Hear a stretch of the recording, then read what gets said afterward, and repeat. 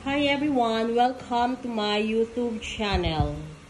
Ngayong pananghalian, ang ating lulutuin ay pritong sapsap at meron tayong gagawing pritong pork at ginisang munggo. Chorizo ang ating pangpalasa.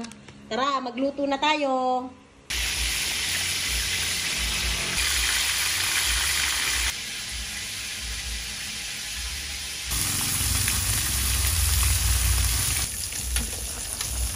Luto na yung ating munggo.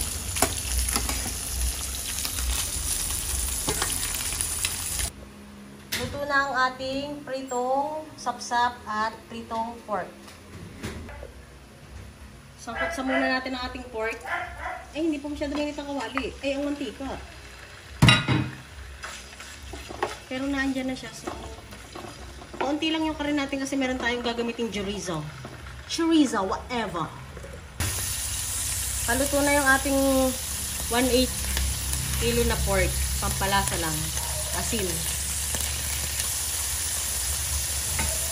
Ilagay natin ang chorizo.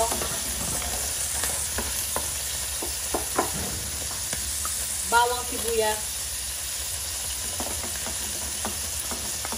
Napaka-basic lang ng niluluto natin. Pangmadalian. Kasi super late na for the lunch.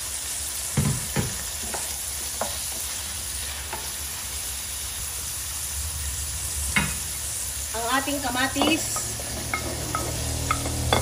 Lagay na natin ang ating cubes.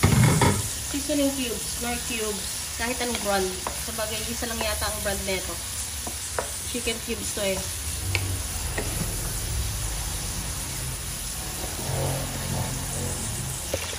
Ilalagay na natin mga mars ang ating pinakuloang munggo.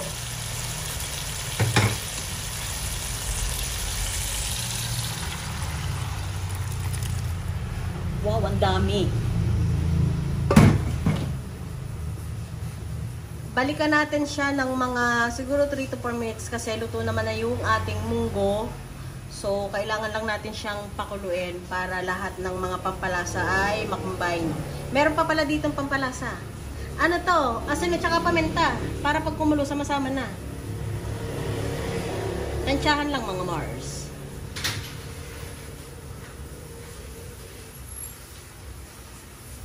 Balikan natin ulit. Kumukulo na siya. Ito ay mga 3 minutes na nakaganito. Tapos nung kumulo na siya, ganyan. Pwede na natin siyang tikman.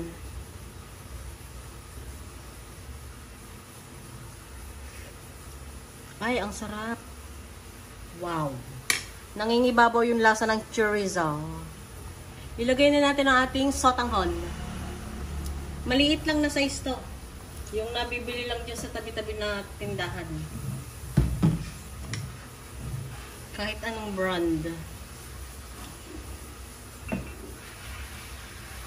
Mga Mars, ready to serve na at natikman ko na rin. So, tara, kakain na! Mga Mars, naghayin na tayo at maraming salamat sa panonood. Ingat tayo lagi!